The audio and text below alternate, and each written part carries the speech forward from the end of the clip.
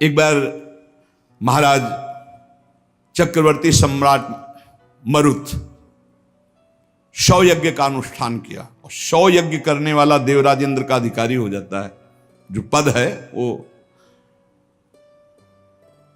देवराज इंद्र ने सोचा कि अब कैसे रोका जाए, तो उन्होंने वशिष्ठ जी से सीधे जाके, तो वशिष्ठ जी खड़े होकर आदर किए, क्योंकि त्रिभुवनपति देवराज इंद्र देवताओं के।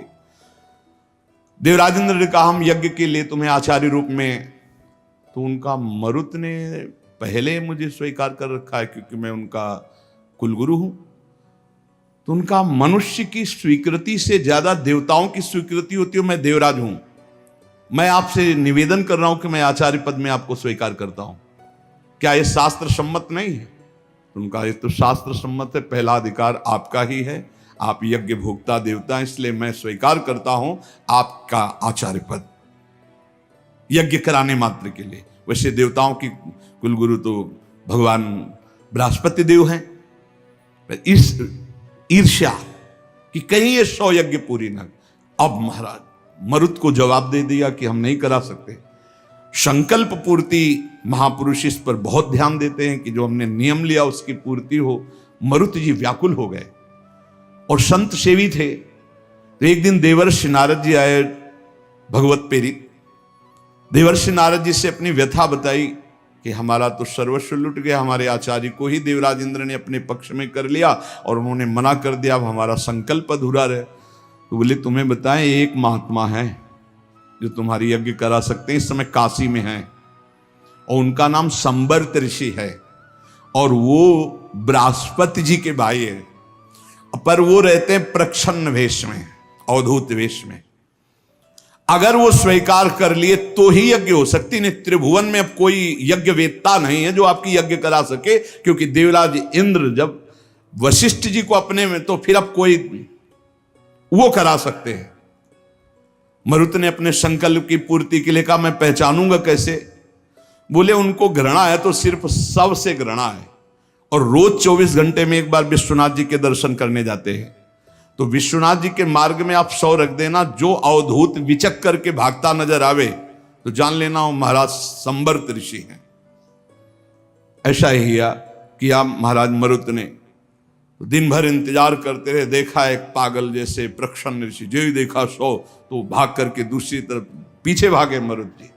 अब वो समझ गए कोई मेरा पीछा कर रहा है, तो भागे गंगा के किनारे की तरफ, पेशाब करके ऊपर फेंक देना, थूक देना, ईंट मारना, रज मारना, ऐसे सब। वो कुछ नहीं, विचलित नहीं हुए, हाथ जोड़े भागते ही रहे। एकांत में गए, बोले क्या चाहते हो?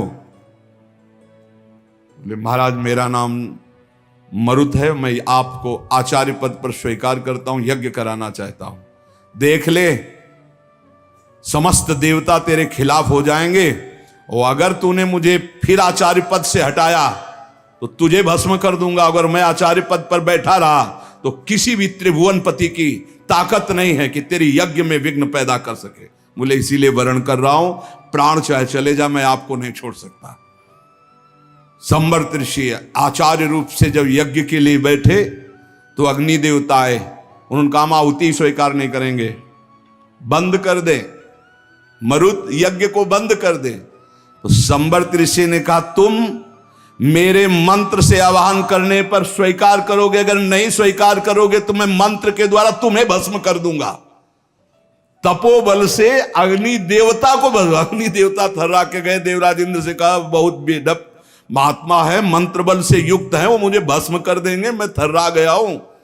देवराज इंद्र जेव ही आहुति प्रारंभ हुई, देवराज इंद्र वज्र लेकर प्रकट हुए मरुत को दंड देने के लिए। ऐसे केवल कर दिया तो वहीं वज्र लिए ऐसे खड़े हो गए।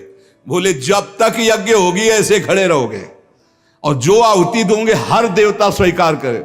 बोले हर आहुति स्वीकार करेंगे, ऐसे कब तक वज्र लिए खड़े रहेंगे, आप कृपा करो। तो जो भजन में डूबे हुए अवधूत कोटि के महापुरुष हैं, बड़ी अपार सामर्थ्य होती है, पर इनके बाहरी व्यवहार, बाहरी आचार ऐसे होते हैं कि जाना नहीं जा सकता। बाहरी व्यवहार, बाहरी आचरण संभाल संभाल करके साधक करता है, चाहे ज्ञान मार्ग का हो चाहे भक्ति मार्ग का हो। और जो भगवत प्राप्त महापुरुष हो गए अब उनको कोई फर्क नहीं। इसीलिए श्रीमद् सुधानिधि में एक श्लोक लिखा है, कर्माणि श्रुति बोधितानि नितराम कुर्वन्तु कुर्वन्तु मा गूढ़ाश्चर्य रसास्रगादि विषयान गृह्णन्तु मुंचन्तु वा कैर्वा भाव रहस्य पारगमती श्री राधिका प्रेयसा। ऐसे उत्तम रहस्यमय भाव में डूबे हुए महापुरुष, देखो संतों की चेष्टाओं को नहीं जान पाओगे। उनका जो भाव होता है बड़ा विचित्र होता है। एक नाव में बहुत से लोग बैठे हुए थे, संत भगवान भी बैठे हुए थे, आराम से नाव चली जा रही थी, सब इधर उधर की बातें कर रहे थे। संत तो एक उन्मत्त अवस्था में। नाविक ने कहा, सावधान, नाव भंवर में फंस रही है, अब डूबने वाली है। संत भगवान का कमंडल था, फौरन ढक्कन हटाया और भर भर करके नदी से पानी नाव में डालने लगे। अरे वो ये क्या कर रहे हो? किसी की नहीं सुन रहे थे, 10-12 कमंडल तो डाल ही चुके थे। इतने में नाविक ने कहा, भगवान की कृपा से नाव भंवर से निकल गई, बचने का संकेत है। जो कमंडल से डाला था बाहर फेंकने लगे। सबने पक्का समझ लिया, जब डूबने वाली थी तो नदी से पानी डाल रहे थे, और जब बचने वाली है तो नाव से बाहर डाल रहे थे। वे पागल दिमाग के हैं। लेकिन वो नाविक बहुत से संतों को पार किए थे। तुम मत करना ऐसा, ये सिद्ध पुरुषों की बात कह रहे हैं। हाँ, जो कि हम भी सिद्ध ही दिखाने के लिए ऐसा कुछ करें तो पिट जाओगे। वहां सिद्धों की एक अलग भागवतिक महिमा भी होती है। बाहर गए तो सब चले गए थे, उसके बाद साष्टांग प्रणाम किया। नाविक ने कहा, महाराज जी इतना तो आप कृपा करके बता ही दीजिए, क्योंकि मैं प्रायः संतों को यहां से पार करता रहता हूं, तो संत कृपा हम पर है। आपके देखने से लगता है कि आप भजन में उन्मत्त रहते हैं। फिर आपकी ये चेष्टा मेरी समझ में नहीं आई। जब मैंने कहा नाव डूबने वाली तो आपने नदी से पानी इधर, और जब मैंने कहा बचने वाली तो नाव से नदी में डालने लगे। इसका मतलब क्या था? तो उनका जब हमें ये पता चला आपके मुख से कि भगवान डुबोना चाहते, तो हमने कहा भगवान की इच्छा में 10 कमंडल हमारे, तो हम डालने लगे। जब कहा बचाना चाहते तो हमने सोचा भगवान जब बचाना चाहते हैं तो हम भी सहयोग करें। तो जो डाला था वो बाहर कर दिया।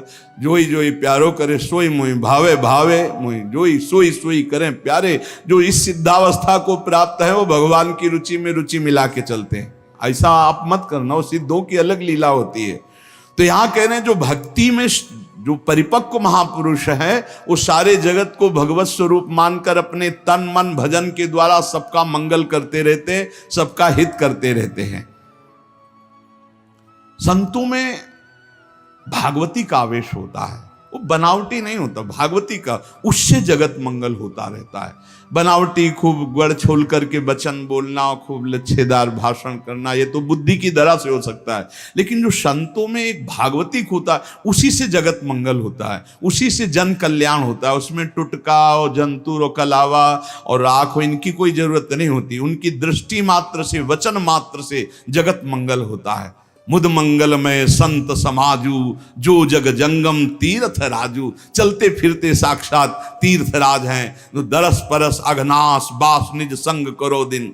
जिनके दर्शन मात्र से, स्पर्श मात्र से बड़े बड़े पाप नष्ट हो जाते हैं, ऐसे भगवान के प्रेमी संत जन होते हैं। तो क्या जैसे अज्ञानी मनुष्य को देह में ममता होती है, आसक्ति होती है, वैसे क्या संतों को भी अपनी देह प्यारी होती है? वैसा कि मैं पुरुष हूं और ऐसा अभिमान होता है? बोल के बिल्कुल नहीं। विशुद्ध ज्ञान और विशुद्ध प्रेम में मिट जाता है, बिल्कुल नहीं रहता। एक बार यही प्रश्न किया था एक भैरव सिद्ध करने वाले ने आद्य गुरु भगवान शंकराचार्य जी से जाकर कि आपका ब्रह्मबोध होने के कारण शरीर से कोई राग नहीं है? बोले नहीं।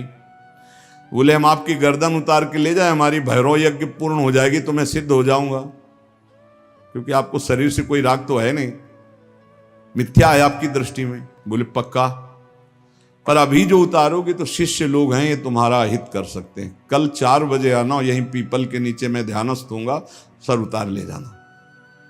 वो 4 बजे आया अस्त्र लेकर, तो स्वामी नरसिंहाश्रम जी महाराज गंगा स्नान कर रहे थे। एकदम आवेश आया, हुंकार भरी दौड़ते हुए आए, और वो पहुंच भी नहीं पाया था, उठा के पटक दिया और नाखूनों से उसे फाड़ दिया। फिर एकदम आवेश शांत हो गया। तब ये भगवद आवेश ये जो बड़े महापुरुषों के चरित्र हैं, ये बड़े शिक्षास्पद भी होते हैं और ये अलौकिक भी होते हैं। कभी कोई महापुरुषों की नकल ना करे, हमारी प्रार्थना है कभी नकल न करे कि हमारे गुरुजी ऐसे, तो नहीं, जो गुरुजी के उपदेश है उनके अनुसार चले। बड़े सिद्ध महापुरुषों के बड़े विचित्र विचित्र लीलाएं होती हैं। महापुरुषों की बाह्य चेष्टाओं को बिल्कुल नहीं समझा जा सकता, इसलिए कभी उनकी परीक्षार्थ ये जांच न करे कि हम बाहरी आचरणों से उनको, हम आपको सत्य कहते, बड़े बड़े महापुरुषों से मिले, आप कदापि नहीं जान सकते, कदापि नहीं जान सकते कि ये किस कोटि के महापुरुष हैं, किस कोटि के महापुरुष है। बहुत बहुत ही बड़े बड़ों को संशय हो जाए कि ऐसा नहीं हो सकता। जैसे भक्त संपूर्ण विश्व को साक्षात अपना इष्ट देव मानता है, काम पड़ने पर विश्व हित के लिए प्राण त्याग सकता है, क्या ज्ञान मार्ग में चलने वाला सिद्ध महात्मा भी ऐसा कर सकता है? हां, पहली बात तो उसकी दृष्टि में देह का, ऐश्वर्य का मूल्य ही नहीं है, तो उसको समर्पित करने में क्या देर लगेगा। अतएव अगर सुख पहुंचाने की जरूरत पड़े जगत को, तो ज्ञानी महात्मा अपने प्राण दे सकता है, जैसे भक्त अपने प्राण दे देता है। क्या ऐसे सिद्ध महापुरुषों के आचरण अनुकरण करने चाहिए? हां, जो आचरण उनके उपदेश से मिलते हो। सच्ची मानिए बहुत मुश्किल है, जो बड़े महापुरुष, शुद्ध महापुरुष, भगवत प्राप्त महापुरुष है, बहुत मुश्किल है, क्योंकि जब तक शरीर भान रहता है, जब तक साधना रहती, तब तक आचरण आप देख सकते हो। बहुत सावधान, अगर वैराग्य देखना है तो साधक में देखिए, और तितिक्षा और ज्ञान मार्ग की चढ़ाई देख ली तो मुमुक्षता में देखिए। न ज्ञान सिद्ध और न भगवत भक्ति के सिद्ध महापुरुषों में आप उनको फिर पहचान नहीं सकते, फिर नहीं पहचान। बड़ा विचित्र खेल है। आचरण वही महापुरुषों के अनुकरणीय है जो उनके उपदेश से मिलते हों। केवल आचरण जो उपदेश से मिलते हो बस पकड़ लीजिए, उनके सब आचरण अनुकरणीय नहीं है। एक एक उनके आचरण आपको भगवत प्राप्ति करा सकते हैं, पर वो आचरण जो उनके उपदेश से मिलते हों,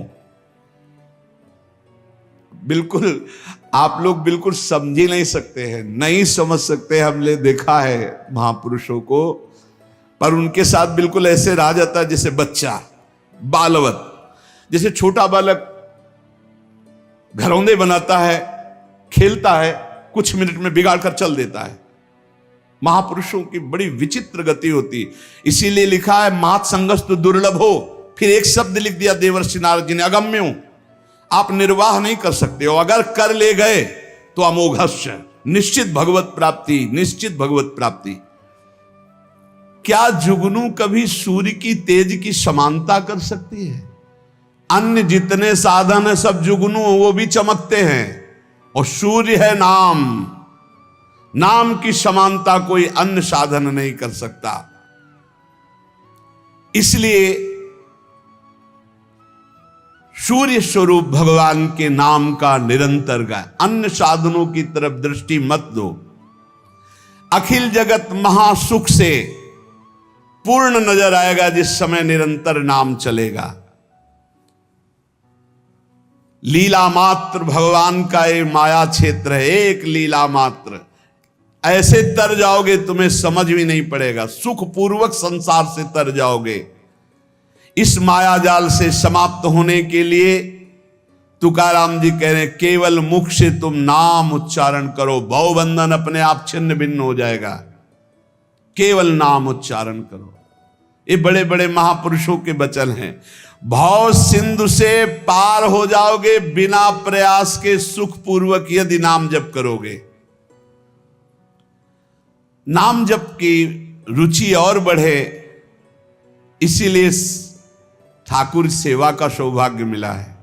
जैसे जैसे हृदय पवित्र होगा अपने आप नाम जप स्फुरित होने लगता है।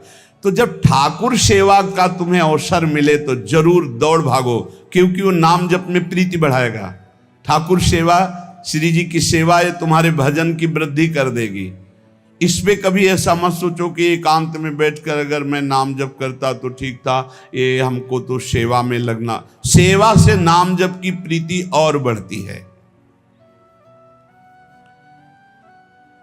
अगर देवालय में सेवा मिले या अपनी कुटिया में ठाकुर सेवा विराजमान करके मिले, देखो भाट की तरह उनकी स्तुति करो और तुच्छ नीच भाव रखकर अपने को उनकी सेवा में लगा दो, तो तुम्हारे हृदय में नाम सतत चलने लगेगा। जैसे सूत मागध बंदी जन राजा का गुण गाते हैं, ऐसे दैन्य होकर के प्रभु के गुण गाओ। देखो ना बड़े बड़े महापुरुषों के, सूरदास जी के अश्रु चल रहे, पद गा रहे, ठाकुर जी बैठे सुन रहे। ये भगवत मार्ग है, प्रेमियों का मार्ग है। इसमें अलग दैन्य भाव होकर पद गायन कर रहे और एकदम अपने को नीच समझ करके प्रभु की सेवा में लगे। बड़ी कृपा है जो हमसे सेवा करवा रहे हैं, नहीं तो पापाचरण भी तो शरीर से हो सकते हैं। दो बातें यदि हो रही तो तुकाराम जी कह रहे हैं कि नाम जब बहुत शीघ्रता से निरंतर चलने लगेगा। यदि श्री जी की सेवा और श्री जी के गुणों का गायन, लीला गायन दैन्य होकर, जैसे राजा के सामने कुछ चंद धन के लिए सूत मागध बंदी जन उनका जस गाते, ऐसे हम प्रेम के लिए अपने आराध्य देव का जस गाते हैं। श्री तुकाराम जी कह रहे हैं कि बड़े बड़े देवता भी इच्छा करते कि मृत्यु लोक में मानव देह में हमारा जन्म हो जाए, तो हम ऐसा भजन करेंगे कि भगवान को प्राप्त कर लेंगे, स्वर्ग से भी ऊंची स्थिति प्राप्त कर लेंगे। और तुम मृत्यु लोक के भोगों में फंसकर भगवान को छोड़ रहे हो। तुकाराम जी कह रहे स्वर्ग के देवता इच्छा करते कि कभी भगवान हम पर कृपा करे, हमें मृत्यु लोक में मानव देह दे दे जिससे मैं भजन करके भगवान को प्राप्त करूं, और तुम मृत्यु लोक के भोगों में भगवान के भजन को छोड़ रहे हो। स्वर्ग के देवता स्वर्ग और स्वर्ग के भोग छोड़कर मृत्यु लोक में मानव देह में आकर भजन करके भगवान को प्राप्त करना चाहते हैं। आपको सहज में अवसर मिला मानव देह, अब मृत्यु लोक के भोगों में फंस करके नाम जप मत छोड़ो। इंद्रियां ये कलह करती ही रहेंगी यदि भगवत प्राप्ति नहीं हुई थी। मुझे ये भोग भोगना है, नेत्रेंद्री कहेगी मुझे देखना है, श्रवणेंद्री कहेगी मुझे सूंघना है, जनेंद्री कहेगी मुझे भूंगना। ये सब इंद्रियां, घ्राणेंद्री सूंघने की तरफ, श्रवणेंद्री सुनने की तरफ, भोग इंद्रियां भोगने की, कितनी कलह है। ये कलह तब तक बनी रहेगी जब तक भगवत प्राप्ति नहीं होगी। कल एक प्रश्न कर रहे थे कि मैं बैंक में ऑफिसर हूं, मेरी कामना थी कि मैं एक बड़ा पदाधिकारी बनूं, तो बन गया, लेकिन मुझे शांति क्यों नहीं मिली। मैं अधिकारी हूं, मेरे पास सब भोग सामग्री जो जो मैंने कामना की थी सब, फिर भी मन अशांत क्यों रहता है। होगा एक ही कारण है, मन को विश्राम भगवान के चरणों से ही मिलेगा। तब लग कुशल न जीव को सपने हो मन विश्राम, जब लग भजत न राम को शोक धाम तज काम। कह रहे हैं यहां तुकाराम जी, इंद्रियां परस्पर कलह करती रहेंगी जब तक भगवत साक्षात्कार नहीं होगा। जब इंद्रियों में अशांति, मन में अशांति, तो तुम्हें शांति का कैसे अनुभव हो जाएगा। देखो बहुत ज्ञान की बात, तुम शरीर के रोम गिन सकते हो लेकिन भगवान की विभूतियों को नहीं गिन सकते। और जब तुम नाम जप करोगे तो सारी विभूतियां आप पर कृपा करेंगी, सारी विभूतियां आप पर कृपा करेंगी। मेरी जिससे प्राप्ति होती है वो शुद्ध पुण्यात्मा होता है। शुद्ध पुण्यात्मा वही है जिसके मुख में मेरा नाम होता है। तुकाराम जी कह रहे हैं, श्री भगवान कह रहे हैं, मेरी जिससे प्राप्ति होती है वो शुद्ध पुण्यात्मा होता है। शुद्ध पुण्यात्मा कौन होता है? जिसके मुख में मेरा नाम होता है, जो मेरा अनन्य गति का होता है, उसी को प्रेम प्राप्त होता है। और जो मेरे नाम का अनन्य हो जाता है उसे मेरी अनन्य गति प्राप्त होती है। पकड़ो महापुरुषों के वचनों को, पकड़ो, सब नाम है, सब नाम। जैसे गर्भिणी स्त्री को परोसा गया तो उसको जब तृप्ति हुई तो गर्भस्थ बालक को पुष्टता अपने आप प्राप्त हो जाती है। ऐसे ही जब भक्त प्रसन्न हो जाता है तो भक्त के हृदय में विराजमान भगवान अपने आप संतुष्ट हो जाते हैं। तो नाम जप करे और भक्तों की आराधना करे।